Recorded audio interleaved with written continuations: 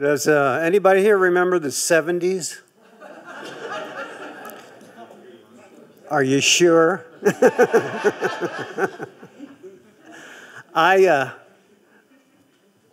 I'm 6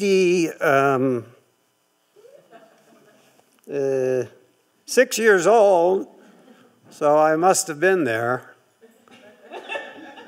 And there is photographic evidence, so, I believe, that during that time, I must have worked as a chemist of some sort, because in a lot of the pictures I have, I'm holding this long cylindrical beaker with smoke coming out of the top of it. And a little hole right down here. Actually, the 70s ended for me in the first week of January 1981.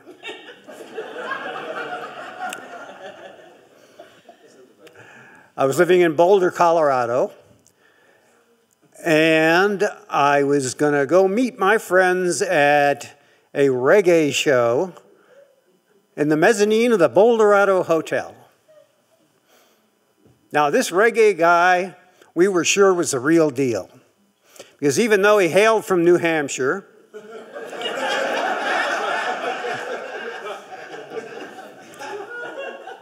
and he had blonde dreadlocks and blue eyes, he smoked a lot of weed, and he had once been to the Virgin Islands, and that was enough for us.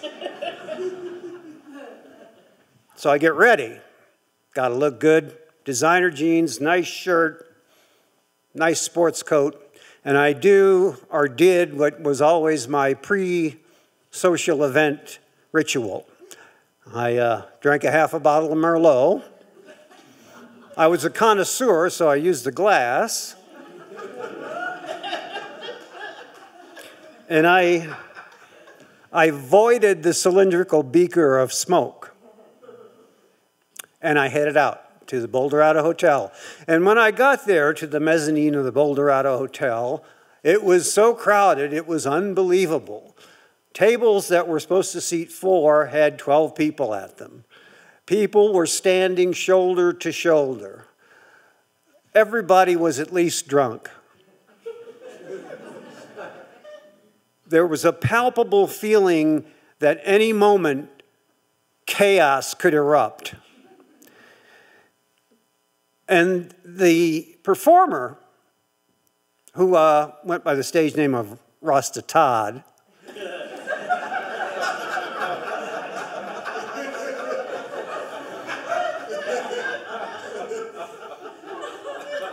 hadn't even started yet. Well, I had a seat because my friends had shown up early and saved me a seat at a table. So I had a seat at a table, and I took my seat. Now, the management of the mezzanine had looked at this situation with this crowd that was getting more and more raucous, and they decided that they had 2 things to consider. A, the waitresses were going to have a hard time keeping up with the drink orders, and 2,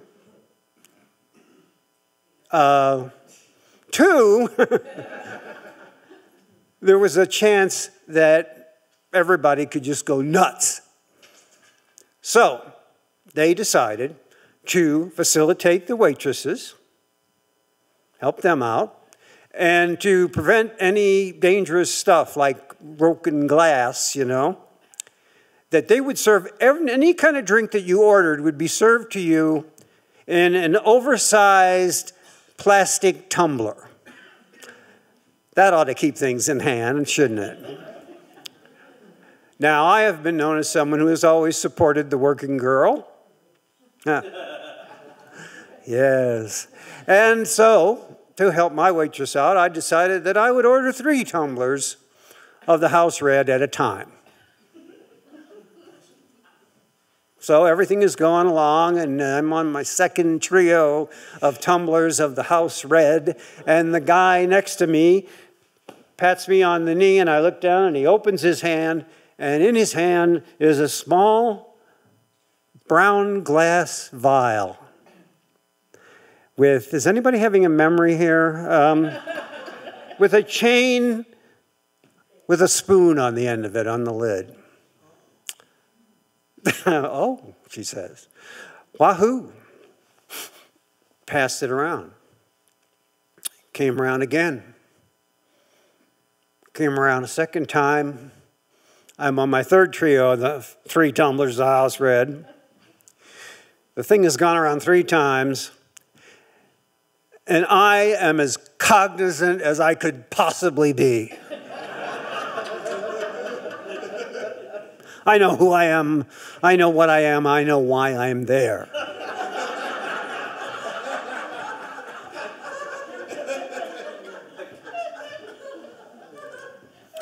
So I say to the guy, hey, that's pretty good stuff. And he says, well, you want to buy some? $50, half gram.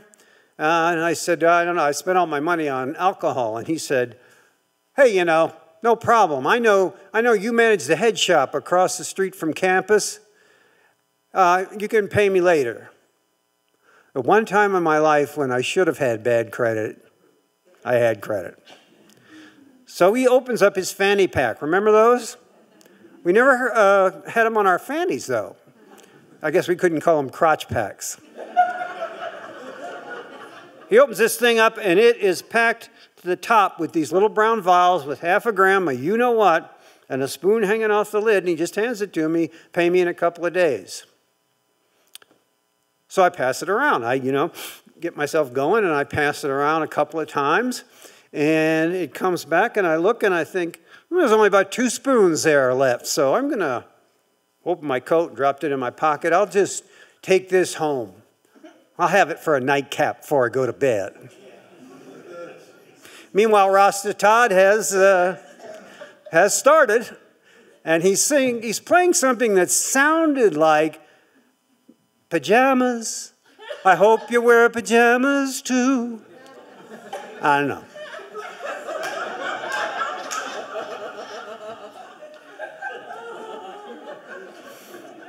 So I looked at my watch, and it was midnight. And the old ticker, the old brain was working. I said, gosh, it's midnight. And I have to go to work tomorrow. So I guess I better go home and get some sleep. Now, if you had ever done what I just described, you know that's not going to happen. You get home, you get out of your clothes, you lay in bed, lie down, close your eyes and go, oh boy, sleeping now. Yes, sir.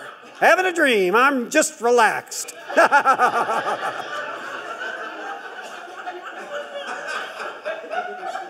You get those howdy-doody jaws,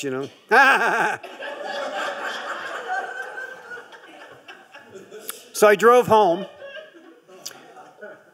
And the way I had to go home, I went down my street in a direction that would bring me up where my apartment building would be across the street from me. But right there was a left turn lane and a break in the median. So it was great, And so I get there, I go in the left turn lane, and there's a car coming the other way. And it stops. And the person blinks the brights up and down. I thought, they're going to let me make my turn. So I whip my U-ey and go right into my parking space at my apartment building, and the other car comes up right behind me, red and blue lights are flashing. And I said to myself, I'm home. What could it possibly be, No problem, I thought. I said, you know what? I'll just keep it light and friendly and humorous, and I'll exercise my natural charisma, and we'll just have a little chat, and that'll be that.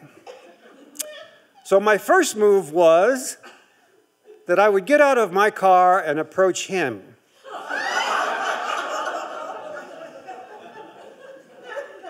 So I walked back to the squad car and stick my head in the window. And there is Dirty Harry and Richie Cunningham. Richie was learning the trade. And I said, what I perceived to have said was, "Good evening, officer. What appears to be the problem?" But what I really probably said was something like, "Hey, what's going on?"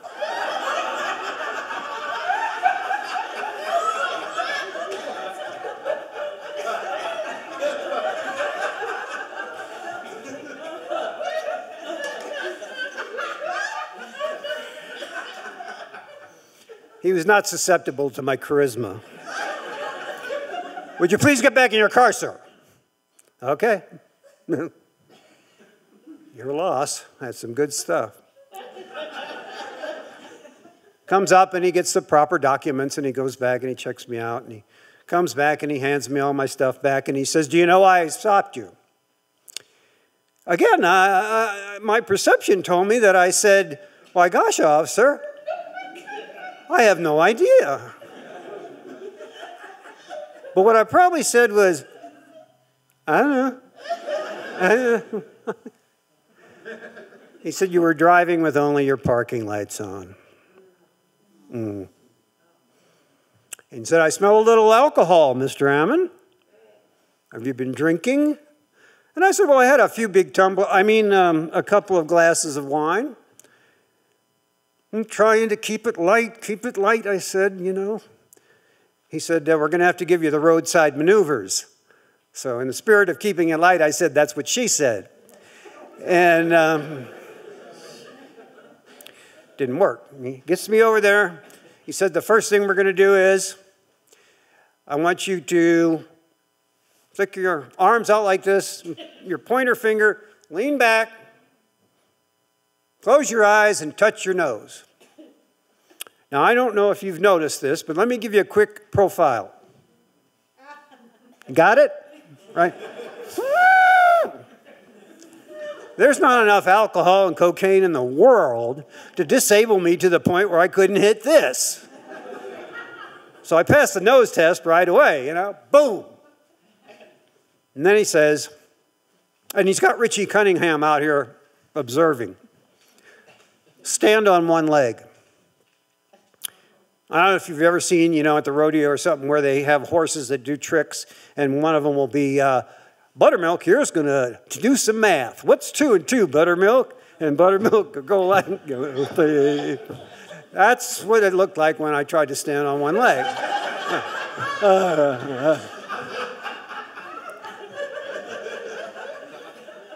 And I laughed, and he just looked at me. And he said, "We're going to have to take you in. You're drunk." And he whipped me around and cuffed my hands behind my back. And he said, I'm going to have to pat you down.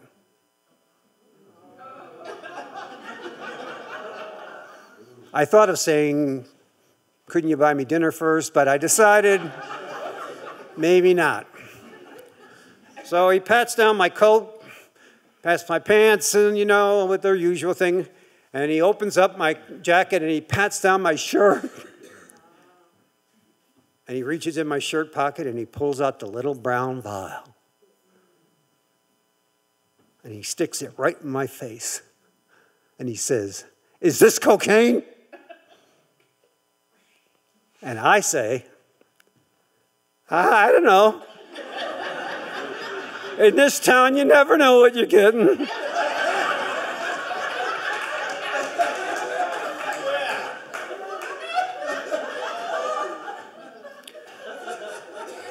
So he threw me in the backseat of the squad car, and he says, "If you have any other controlled substances on you, don't try to get rid of them." And I said, "Well, you got my hands handcuffed behind my back, so unless they're up my ass, I don't know how I'm going to get to them." At this point, Richie Cunningham just went, "Dude." No. And they took me down to the Boulder County Jail. Now, we're going to leave my sorry ass languishing in a holding cell for a bit. Now I'm going to fast forward a little bit. The next morning, I was released on my own recognizance. because I didn't know what that meant, but they gave me my clothes back, so because my girlfriend, who worked for Boulder County Social Services counseling at-risk teenagers, had put in a word for me. So I get home, call up my sleazy drug-dealing friends, and I said, I need a sleazy lawyer. So they give me this number. Guy's name is Tommy. I call up Tommy. Tommy says, okay, I got 3 questions. Have you ever been arrested before? No. Do you have a job? Yes. How much was it? Not very much. Okay, when's your court date? I tell him. He says, all right, meet me 15 minutes before you're supposed to go up in front of the door at the courthouse, bring $1,000 cash. So I showed up at the appointed time. Now, I thought I was looking for someone who, sort of a grandfatherly white-haired lawyer like, Matlock. What I got was my cousin Vinny. There was Tommy. I said, hey, Tommy, I'm Charlie. He goes, you got the $1,000? Well, I handed him $1,000, and we go in. Now, he's got a briefcase, which he never opened, puts it on the table. My case comes up. The bailiff is talking so fast I can't understand. The County of Boulder versus Charles Ammen for possession of Judge Brown presiding. Okay. Judge Brown comes up and he says, I see you're represented by counsel. How you doing, Tommy? Tommy goes, how you doing, Judge? And he had no papers, never opened the briefcase, and he said, my client has a full-time job. He's never been arrested before, and it was such, and before he could go any further, the judge said a small amount of substance that he needs to get 1 year probation without conviction. Bam, he hit the gavel, and he said, see the assistant DA in 102 for the conditions of your probation. That's it. 5 minutes. Tommy knew what he was going to do. He knew how it was going to turn out. The judge knew what was going to happen. He knew how it was going to turn out. I didn't know how it was going to turn out.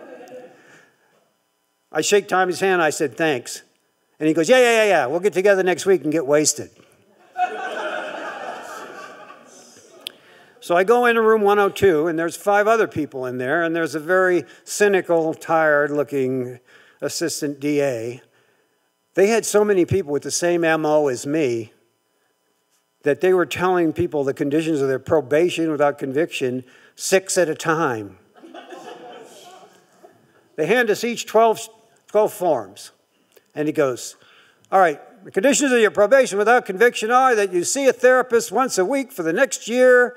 Once a month, you take one of these forms, fill it out, staple your receipts from mental health to it, and mail it to your probation officer. His name, address, and phone number is on the front of each sheet. Don't call him, he's too busy.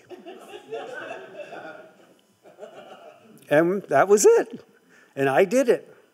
I got through it. Flashback. I'm in the holding cell. I was in the holding cell for 5 hours. I wasn't feeling very light by that point. They come to get me, and they take my clothes off. They put me in little green jail pajamas and little paper black shoes, and they shuffle me to this little area. And it was like a little box. There was a glass wall on either side of me, and there was a glass door in front of me, and a glass door behind me. If you went out of either of those doors, you'd go down to the cells. The only lights on were right there because it was 4:30 in the morning. Everything else was out. So the glass was reflecting everything just like a mirror. And they go, we're going to have to do a body cavity search. So he says, drop your pants, lean over and spread them. Gets down behind me with a flashlight. My first thought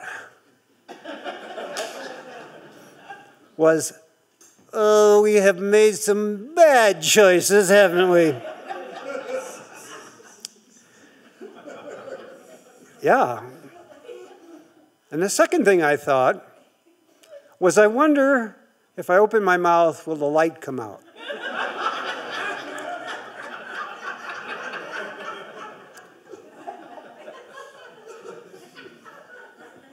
And I turned and looked in the glass, and I saw a perfect tableau of Mrs. Ammen's baby boy, for whom she had had such high hopes, with a policeman looking up his hiney with a flashlight. And for the life of me, I could no longer keep it light. Thanks for listening.